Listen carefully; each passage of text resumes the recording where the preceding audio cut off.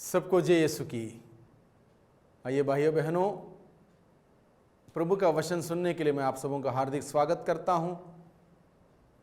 इस बार और एक नया टॉपिक लेकर मैं आया हूं।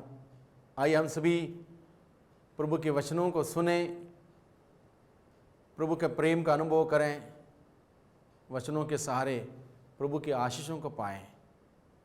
आज के दिन में नया विषय है मन चिंतन करने के लिए, अनंत जीवन प्राप्त करने के लिए मुझे क्या करना होगा।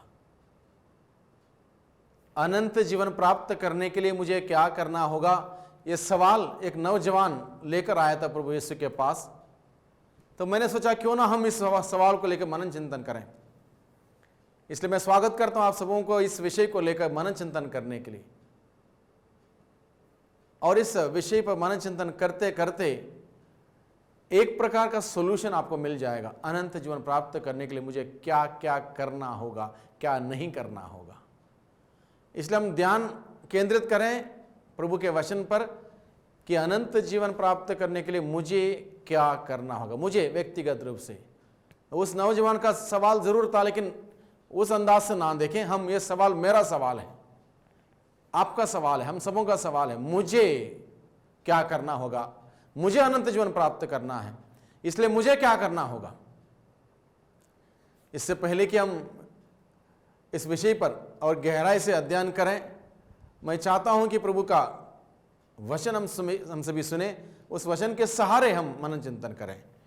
वचन लिया गया है मार्कुस के द्वारा रचित सुसमाचार अध्याय 10 पद संख्या 17 से आगे। यहां पर लिखा है, ईसा किसी दिन प्रस्थान कर ही रहे थे कि एक व्यक्ति दौड़ता हुआ आया और उनके सामने घुटने टेक कर उसने यह पूछा, भले गुरु, अनंत जीवन प्राप्त करने के लिए मुझे क्या करना चाहिए। ईसा ने उससे कहा, मुझे भला क्यों कहते हो, ईश्वर को छोड़ कोई भला नहीं। तुम आज्ञाओं को जानते हो, हत्या मत करो, व्यभिचार मत करो, चोरी मत करो, झूठी गवाही मत दो, किसी को मत ठगो, अपने माता पिता का आदर करो। उसने उत्तर दिया, गुरुवर, इन सब का पालन तो मैं अपने बचपन से करता आया हूं। ईसा ने उसे ध्यानपूर्वक देखा और उनके हृदय में प्रेम उमड़ पड़ा। उन्होंने उससे कहा, तुम में एक बात की कमी है। जाओ, अपना सब कुछ बेचकर गरीबों को दे दो और स्वर्ग में तुम्हारे लिए पूंजी रखी रहेगी। तब आकर मेरा अनुसरण करो। यह सुनकर उसका चेहरा उतर गया और वह बहुत उदास होकर चला गया, क्योंकि वह बहुत धनी था। प्रभु की वाणी, प्रभु की वाणी हम सबों ने सुनी और हम आज के दिन में मनन चिंतन कर रहे हैं। अनंत जीवन प्राप्त करने के लिए मुझे क्या करना चाहिए, मुझे क्या करना होगा। फिर एक बार मैं इस शीर्षक का आउटलाइन आप लोगों के सामने रखता हूं। कुछ सिद्धांत, कुछ बातें, कुछ नियम मैं आपके सामने रखना चाहता हूं। उस नियम के अनुसार, सिद्धांतों के अनुसार हम लोग मनन चिंतन करें कि मुझे क्या करना होगा अनंत जीवन प्राप्त करने के लिए। सबसे पहले जरूरत है अनंत जीवन प्राप्त करने के लिए। सबसे पहला सिद्धांत है, पहला नियम है, यीशु की ओर दौड़ लगाना। यीशु की ओर दौड़ लगाना, केवल चलने से काफी नहीं, दौड़ लगाने की जरूरत है। दूसरी बात, यीशु को अपना मुक्तिदाता के रूप में स्वीकार करना। यीशु को अपने मुक्तिदाता के रूप में स्वीकार करना जरूरी है। दूसरा नियम, दूसरा सिद्धांत, अनंत जीवन प्राप्त करना हो तो। तीसरा सिद्धांत, अपने जीवन में आगे बढ़ने के लिए यीशु की सहायता मांगना। अपने जीवन में आगे बढ़ने के लिए यीशु की सहायता मांगना, हेल्प मांगना, मदद मांगना। प्रभु मेरी सहायता कर। चौथा सिद्धांत है, चौथा नियम है, अनंत जीवन प्राप्त करना हो तो यीशु की बातों को सुनना, यीशु का वचन सुनना, यीशु की बातों को सुनना। क्या कहता है यीशु मुझसे, क्या क्या करने के लिए बताता है, सुनना है उसको। पांचवी बात है वचन का पालन करना, उसके अनुसार चलना। जो बातें सुनी उसका पालन करना, उसके अनुसार जीवन व्यतीत करना होगा। छठी बात, प्रभु के आदेश के अनुसार कमियों को दूर करना, जो कमियां हैं उसको दूर करना है। सातवीं बात, प्रभु के प्रेम का अनुभव से भर जाना, प्रभु के प्रेम के अनुभव से भर जाओ। और इन नियमों के साथ मैं आप सबों के सामने प्रस्तुत करना चाहता हूं अनंत जीवन प्राप्त करने के लिए हमें क्या करना, इस विषय को। सबसे पहला हमने देखा यीशु की ओर दौड़ लगाना, यीशु की ओर दौड़ लगाना। ये युवक कहां दौड़ लगा रहा था? इसके पहले हो सकता दुनिया में दौड़ लगा रहा था, जैसे हम में से बहुत सारे लोग आज के दिन में एक दौड़ में है। दौड़ कहाँ है? दुनिया की ओर है। किसी ने मोबाइल खरीदा 25,000 का, अलग अलग प्रकार के फीचर्स हैं उसके, अरे मुझे 26,000 का खरीदना, और उससे एक कदम आगे एक दौड़। उसने ये ड्रेस खरीदा 12,000 का ड्रेस खरीदा, मुझे 13,000 का खरीदना, एक दौड़, उससे आगे मैं पहुंचूं। अरे उसने 1.5 करोड़ का घर बांधा, मुझे 2 करोड़ का बांधना है, इनकी उससे आगे मैं जाऊं। हर कोई दौड़ लगा रहा, अपना अपना बल दिखाने में, अपने पैसे का ताकत दिखाने में, अपने पद दिखाने में, अपने प्रतिष्ठा दिखाने में दौड़। ये सारी दौड़ कहाँ है? दुनिया की ओर। हम सबों की दौड़ चल रही है दुनिया की ओर। मैं बड़ा हूं, कोई छोटा होना नहीं चाहता ही नहीं आज के दिन में, हर कोई बड़ा ही है। और ये इसी बड़े होने की दौड़ लगातार हो रही है। और इसमें जब बड़े होने की होड़ होती है, दौड़ होती है, वहाँ पर अलग अलग प्रकार के बुरे तत्व आ जाते हैं। ईमानदारी जीवन से हट जाती है, सच्चाई हट जाती है, अलग अलग प्रकार के बुरे तत्व आ जाते हैं। क्योंकि हमारा मकसद क्या है? दुनिया में सबसे आगे मैं पहुँच जाऊँ, सबसे बड़ा मैं हो जाऊँ, सबसे अमीर मैं हो जाऊँ, सबसे ज़्यादा मेरे पास हो। और इसको हासिल करने में बहुत सारी बुराइयां हमारे अंदर आएंगी। तो हमें अनंत जीवन, ये सब चीज़ें हमें अनंत जीवन नहीं देंगे, ये सब चीज़ें अनंत जीवन हमें नहीं देंगे। ये दौड़ कहाँ है? अंत होने वाली दौड़ है। एक दिन हम अंत हो जाएंगे, इस दौड़ में अंत हो जाएंगे। इसलिए अनंत जीवन प्राप्त करने के लिए सबसे पहला शर्त यह है, हमें यीशु की ओर दौड़ लगानी होगी। यीशु की ओर, दुनिया के मुंह मोड़ते हुए यीशु की ओर हमें दौड़ लगानी होगी। यहां पर क्या किया इस नौजवान ने? एक व्यक्ति दौड़ता हुआ आया और उनके सामने, ईसा के सामने घुटने टेक कर उसने यह पूछा। वो दौड़ता हुआ आया, यानी कि उसके अंदर उत्साह था, उसके अंदर उत्साह था। अनंत जीवन का सवाल केवल सवाल नहीं था, उत्साह था उसको, उस सवाल को लेके वो गंभीर था, वो सीरियस था उस बात को लेके, इसलिए वो दौड़ता हुआ आया। यानी कि उत्साह जताता हो उसके अंदर, यीशु के पास आके पूछने का उत्साह, अनंत जीवन प्राप्त करने के लिए मुझे क्या करना, उस सवाल को लेके बहुत गंभीर था, बहुत सीरियस था वो। इस बात को समझ सकते हैं। दौड़ता हुआ यीशु के पास आया। तो हम भी दौड़ता हुआ यीशु के पास जाएं, दौड़ लगाएं यीशु के पास हर दिन। हमें अगर किसी का अनुसरण करना है, यीशु का अनुसरण करना है, दुनिया में उसका इसका वो अमीर है, वो ये है, उसका ये है, उनका अनुसरण करने से क्या फ़ायदा? कोई फ़ायदा नहीं। हमें अनुसरण करना यीशु का, इसलिए हम दौड़ लगाएं यीशु की ओर। उससे अमीर बन के क्या फ़ायदा? इससे बड़ा मकान बना के बड़ा होने से क्या फ़ायदा? मकान यहीं रहेगा, पैसे यहीं पर रहेंगे, ज़मीन जायदाद यहीं पर रहेगी, गाड़ी बंगला कार वो सब यहीं पर रहेगा, सारी सुविधाएं यहाँ पर रहेंगी। प्रभु का वचन कहता है तो यदि तुम सारे संसार को हासिल कर लोगे लेकिन अपना आत्मा ही गवा दोगे, क्या लाभ? कोई लाभ नहीं होगा, सब नुकसान है। इसलिए जो लाभदायक बातें हैं उसको करें। लाभदायक बात क्या है? यीशु की ओर दौड़ लगाना।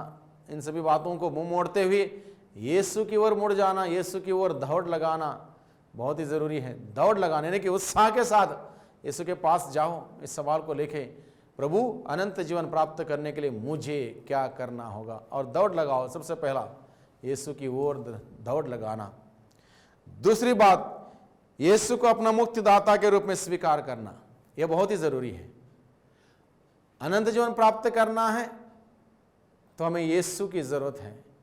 यीशु के बगैर कोई मुक्ति नहीं दे सकता, क्योंकि बाइबल हमें बताता है आकाश के नीचे धरती के ऊपर समस्त मानव जाति के लिए मुक्ति प्राप्त करने के लिए एकमात्र नाम दिया गया है, और वो नाम है यीशु का नाम। प्रेरित चरित्र अध्याय 4 पद संख्या 12। आकाश के नीचे धरती के ऊपर समस्त मानव जाति के लिए मुक्ति प्राप्त करने के लिए सिर पर एकमात्र नाम दिया गया है, और वो नाम है यीशु मसीह का नाम, यीशु प्रभु का नाम। इसलिए भाइयों बहनों, मुक्ति प्राप्त करने के लिए दूसरा शर्त यहां पर यह है, यीशु मसीह को अपना मुक्तिदाता के रूप में स्वीकार करना होगा।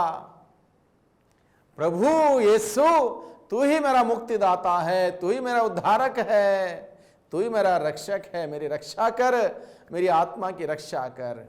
अगर तू मेरी रक्षा नहीं करेगा तो मैं बच नहीं पाऊंगा। बचाने वाला प्रभु यीशु है, मुक्ति देने वाला प्रभु यीशु है, उद्धार करने वाला प्रभु यीशु है। स्वीकार करो उसको अपने जीवन में, अपने व्यक्तिगत जीवन में, अपने व्यक्तिगत मुक्तिदाता के रूप में स्वीकार करो। Accept Jesus as your Lord and Savior. Accept Jesus as your Lord and Savior. प्रभु को स्वीकार करो मुक्तिदाता के रूप में। दूसरा कोई नाम नहीं है जिसके द्वारा मुक्ति मिल सकती है, एकमात्र नाम है, वो नाम है यीशु का नाम। इसलिए अनंत जीवन प्राप्त करने के लिए सबसे पहले यीशु की ओर दौड़ लगाना होगा। दूसरा, यीशु को अपने व्यक्तिगत रूप जीवन में अपने मुक्तिदाता के रूप में स्वीकार करना होगा। You need to accept Jesus as your Lord and saviour, बहुत ही जरूरी है। तीसरा शर्त क्या है? अपने जीवन में आगे बढ़ने के लिए प्रभु की सहायता मांगना। अपने जीवन में आगे बढ़ने के लिए प्रभु की सहायता मांगना। यह नौजवान ने क्या किया? उसने दौड़ लगाई, दौड़ता हुआ आया। सबसे पहले दौड़ता हुआ आया, बड़े विनम्रता से प्रभु के सामने घुटने टेके। वो हम्बल हुआ, विनम्र हुआ, विनीत हुआ, घुटने टेकता है। यानी कि घुटने टेकने का मतलब अपने प्रभु को, प्रभु यीशु को स्वीकार करता, प्रभु तू ही मेरा प्रभु है, तू ही मेरा ईश्वर है, तू ही मेरा मुक्तिदाता है। घुटने टेके उसके सामने, बहुत बड़ी बात प्रकट करता है घुटने टेकने का वो पोस्चर। यानी कि प्रभु तू ही मेरा मुक्तिदाता है, तू ही मेरा उद्धार करता है, तू ही मेरा ईश्वर है। ईश्वर के सामने हम लोग घुटने टेकते हैं और किसी के सामने नहीं। घुटने ईश्वर के सामने टेके जाते हैं। आजकल लोग घुटने टेकना भूल गए। वो परंपरा जो हमारे बड़े बुजुर्गों से हमें जो सुंदर संस्कार में मिले थे, घुटने टेकना, सब लोग भूल गए। इसका अर्थ क्या है? लोग ये भी भूल गए यीशु ही मुक्तिदाता है, यीशु ही उद्धार करता है, ये भी भूल गए। इसलिए आजकल कोई घुटना टेकता नहीं। जब बताया जाता है घुटने टेकें, लोग सोचते हैं इधर तो क्या है, ये लोग भूल गए। अनंत जीवन प्राप्त करना हो तो यीशु की ओर दौड़ लगाओ, यीशु को स्वीकार करो अपने मुक्तिदाता के रूप में। और तीसरी बात, अपने जीवन में आगे बढ़ने के लिए यीशु की सहायता मांगो। यानी कि इसलिए वो क्या करता है? वो सवाल को लेके आता है और प्रभु से सहायता मांगता है, प्रभु से पूछता है क्या करना है, सलाह मांगता है। प्रभु अनंत जीवन में प्राप्त करना चाहता हूं, मुझे क्या करना चाहिए? सवाल, प्रभु से सहायता मांगना, हेल्प मांगना, गाइडेंस मांगना। गाइडेंस बहुत ही जरूरी है हम सबों के लिए, हर व्यक्ति के लिए, चाहे मैं हूं, आप हूं, कोई भी हो। हमें प्रभु के नजदीक जाने के लिए बड़ों का एक मार्गदर्शन, एक गाइडेंस बहुत ही जरूरी है। कई बार हम सोचते हैं हम सही रास्ते पर हैं, लेकिन हकीकत में सही रास्ते पर नहीं है। इसलिए बड़ों का आशीर्वाद, बड़ों का मार्गदर्शन हम सबों के लिए बहुत ही जरूरी है। इसलिए यह व्यक्ति क्या करता है? यीशु से पूछता है, प्रभु मैं अनंत जीवन प्राप्त करना चाहता हूं, मुझे और क्या करना होगा? यानी कि कुछ कार्य उसने कर रखे थे। तो जब प्रभु यीशु ने उसको बताया कि तुम नियम को जानते हो, उसका पालन करो, तो वो कहता है इन सभी बातों का पालन मैं अपने बचपन से करता आया हूं, मुझे और क्या करना होगा? और क्या करना होगा? यानी कि प्रभु से गाइडेंस मांगता है, प्रभु से हेल्प मांगता है, सहायता मांगता है। तो प्रभु से अनंत जीवन प्राप्त करने के लिए प्रभु से गाइडेंस मांगे, सहायता मांगे। उस पवित्र आत्मा से हम प्रार्थना करें, पवित्र आत्मा से सहायक जो हम सबों की सहायता करने के हमारे प्रभु ने हमारे लिए दिया है, उससे सहायता मांगे। पवित्र आत्मा मुझे यीशु के पास ले जाओ, ताकि यीशु मुझे मुक्ति का मार्ग में आगे बढ़ने के लिए सहायता करें, मुक्ति प्रदान करें। यीशु पवित्र आत्मा से हम प्रार्थना करें। तीसरी बात, चौथी बात, यीशु की बातों को सुनना। यीशु की बातों को सुनना। यीशु ने क्या बताया उस नौजवान को? यीशु ने कहा आज्ञाओं के बारे में बताया। देखो आज्ञाएं हैं, इनका पालन करो। चोरी मत करो, झूठी गवाही मत दो, व्यभिचार मत करो, माता पिता का आदर करो। इस सब आज्ञाएं बताई। उसने सुना। यीशु की बात को सुनना है। अनंत जीवन प्राप्त करना हो, वो अनंत संदेश को हमारे जीवन में ग्रहण करना होगा। यीशु की बातों को उसने सुना बड़े ध्यान से। पांचवी बात, वचन का पालन करना, उसके अनुसार चलना। यानी कि अभी जो वचन प्रभु ने सुनाया उसका पालन करना, उसके अनुसार चलना। ये व्यक्ति क्या बोलता है? इन सभी बातों का पालन मैं अपने बचपन से करता आया हूं, कोई कमी नहीं छोड़ी, मैंने कोई कसर नहीं छोड़ी। मैंने प्रयास किया, कोशिश किया ताकि हर दिन हर वक्त इन वचनों के अनुसार जीवन बिताऊं, और मैं अपने बचपन से इन सभी बातों का पालन मैंने किया है। इन सभी बातों का पालन मैंने किया। मैंने चोरी नहीं की, झूठी गवाही नहीं दी, माता पिता का आदर किया, व्यभिचार नहीं किया। मैंने नियम का पालन किया बचपन से, एक बार नहीं, हमेशा बचपन से इस बात का पालन करता आया हूं। बहुत सुंदर बात। कितना अच्छा लगा होगा प्रभु यीशु को इन बातों को सुनकर। आगे क्या है? प्रभु के आदेश के अनुसार कमियों को दूर करना। तो प्रभु ने वचन सुनाया, इसने वचन सुना और कहा मैं इस बातों का पालन अपने बचपन से करता आया हूं। उसके बाद प्रभु ने कहा सब ठीक है, एक बात की कमी है। प्रभु ने कहा एक बात की क्या है? कमी है। एक नेगेटिविटी तुम्हारे अंदर है, एक कमजोरी तुम्हारे अंदर है, एक बात की कमी है। वो कमी तुमको स्वर्ग राज्य से, अनंत जीवन से वंचित कर सकती है। इसलिए उस कमी को भी दूर करो। प्रभु ने कहा उस कमी को दूर करो। कमी क्या थी? कमी बाइबल बताता है वो अमीर था, बहुत जमीन जायदाद उसके पास थी। इसलिए प्रभु ने कहा इतनी सारी जमीन जायदाद, इस अमीरी को लेकर तुम स्वर्ग राज्य में प्रवेश नहीं कर पाओगे। इसको गरीबों में बांटो, सब गरीबों को दे दो, सब छोड़ के, सब त्याग के, तब मेरा अनुसरण करो। प्रभु ने उसको ये कहा। यानी कि प्रभु के आदेश के अनुसार कमियों को दूर करना जरूरी है। उस व्यक्ति ने क्या किया? कमियों को दूर किया? नहीं किया। उस व्यक्ति ने नियम का पालन भले ही किया, कमियों को दूर नहीं किया। इसलिए जब प्रभु ने कहा तुम में एक बात की कमी है, प्रभु ने बताया ऐसा करो, उसने नहीं किया, यानी कि कमियों को दूर नहीं किया। अगर मेरे अंदर कमियां हैं, प्रभु ने उस व्यक्ति से कितनी कमी बताई? एक कमी। हो सकता है मेरे अंदर 10 कमियां हैं या सैकड़ों कमियां हैं, और हम सबों के अंदर हैं, और हम सबों के अंदर इतनी सारी कमियां हैं, और हम कल्पना करेंगे कि हम स्वर्ग जाएंगे। होगा? नहीं होगा। एक कमी होने पर भी उसको मौका नहीं मिला स्वर्ग जाने का, तो मान लो हमारे अंदर सैकड़ों कमियां हैं कि आप स्वर्ग जाएंगे? नहीं हो सकता। कमियों को दूर करना बहुत ही जरूरी है। सबसे पहले कमियों को जानना, पहचानना और उन कमियों को दूर करना जरूरी है, अन्यथा स्वर्ग नहीं जाएंगे। कमियों को दूर करना बहुत ही जरूरी है। इसलिए प्रभु हमें बताता कमियों को दूर करो। और आखिरी बात, प्रभु के प्रेम का अनुभव से भर जाना। प्रभु के प्रेम के अनुभव से, प्रेम का अनुभव हमें जरूरी है। ये जानना काफी नहीं कि ईश्वर प्रेम है, ईश्वर मुझसे प्यार करता है। जानकारी पर्याप्त नहीं है। जानकारी जरूरी है, जानकारी के साथ साथ वो अनुभव होना जरूरी है। ईश्वर का प्रेम का अनुभव, ईश्वर मुझसे बेहद प्यार करता। जब मुझे इस बात का अनुभव होगा ईश्वर मुझसे बेहद प्यार करता, मैं कुछ भी छोड़ने के लिए, कुछ भी त्यागने के लिए हम तैयार हो जाएंगे। और अनुभव नहीं होगा, हम कुछ भी छोड़ नहीं पाएंगे। कोई तपस्या नहीं होगी, कोई त्याग नहीं होगा, कुछ छोड़ नहीं पाएंगे। उस व्यक्ति ने क्या किया? उसने पालन तो किया, नियम का पालन तो किया, लेकिन ईश्वर का प्रेम का अभाव था उसके अंदर, जिस वजह से वो कुछ छोड़ नहीं पाया, जमीन जायदाद गरीबों को दे नहीं पाया, यीशु का अनुसरण नहीं कर पाया, अनंत जीवन से वंचित हुआ एक कमी के वजह से। भाइयों बहनों, हम सबों के अंदर पता नहीं कितनी कमियां हैं, हम स्वयं नहीं जानते। इतनी सारी कमियों को लेकर के हम स्वर्ग जा सकते हैं? नहीं जा सकते हैं। क्या हमें अनंत जीवन मिलेगा? नहीं मिलेगा। तो हमें क्या करना होगा? कमियों को दूर करना होगा। तो आज के दिन में प्रभु ने इस सुंदर प्रसंग के द्वारा हम सबों से बातें की और बहुत बड़ी बात हम सबों को बताई। अगर हम अनंत जीवन प्राप्त करना चाहते हैं तो क्या करना है? सबसे पहले ईश्वर यीशु की ओर दौड़ लगाना है, यीशु को अपना मुक्तिदाता के रूप में स्वीकार करना है, अपने जीवन में आगे बढ़ने के लिए यीशु की सहायता मांगना है, यीशु की बातों को सुनना है, वचन का पालन करना, उसके अनुसार चलना है, प्रभु के आदेश के अनुसार कमियों को दूर करना है, प्रभु के प्रेम का अनुभव से भर जाना है। अगर इतने नियमावली अगर हम पालन करेंगे, ये इतने सिद्धांत का अनुभव हम पालन करेंगे अपने जीवन में, हम ज़रूर मुक्ति प्राप्त करेंगे। मुक्ति प्राप्त करने के लिए हमें इन सभी कार्यों का करना होगा। नौजवान प्रभु के पास जो दौड़ते हुआ आया, उसने एक शर्त पूरा नहीं किया। क्या एक शर्त? कमियों को दूर नहीं किया, क्योंकि उसके अंदर ईश्वर का प्रेम का अनुभव नहीं था। कमियों को दूर नहीं कर पाया, अनंत जीवन से वंचित रहा। भाइयों बहनों, अनंत जीवन से वंचित रहेंगे तो कहाँ जाएंगे हम लोग? कहाँ जाएंगे? कहाँ जाएंगे? स्वर्ग नहीं जाएंगे तो नरक जाएंगे। कौन चाहेगा नरक जाने के लिए?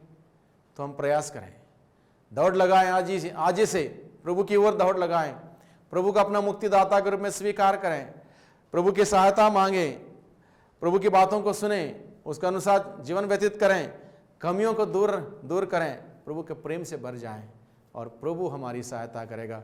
हमें अनंत जीवन की ओर वो प्रभु हमें ले जाएगा। उस प्रभु से हम प्रार्थना करें। प्यारे प्रभु जी, धन्यवाद देते हैं आज के दिन में इस जीवंत वचनों के लिए। आपने अपने वचन के द्वारा हम सबों से बातें की, कितने सुंदर वचन आपने हम सबों को दिया है। अनंत जीवन प्राप्त करने के लिए हमें क्या क्या करना है, क्या नहीं करना, इस बात को आपने हमें समझाया है। हम आपको धन्यवाद देते हैं प्यारे प्रभु जी, आपके वचन के अनुरूप मेहनत करने के लिए, कार्य करने के लिए, आपके ओर दौड़ लगाने के लिए, आपको अपने मुक्तिदाता के रूप में स्वीकार करने के लिए आपकी सहायता मांगते हुए, आपके वचन को सुनते हुए हमारे जीवन के कमियों को दूर करने की कृपा, शक्ति, सामर्थ्य हमें प्रदान कीजिए, जिससे कि प्रभु हम सबके सब एक दिन स्वर्ग राज में पहुंचते हुए आपका दर्शन, साक्षात दर्शन करने पाएं और वहां पर अनंत जीवन का सुख भोग सकें। दुआ करते हैं उद्धारकर्ता यीशु मसीह के नाम से, आमीन। पिता और पुत्र और पवित्र आत्मा के नाम पर, आमीन।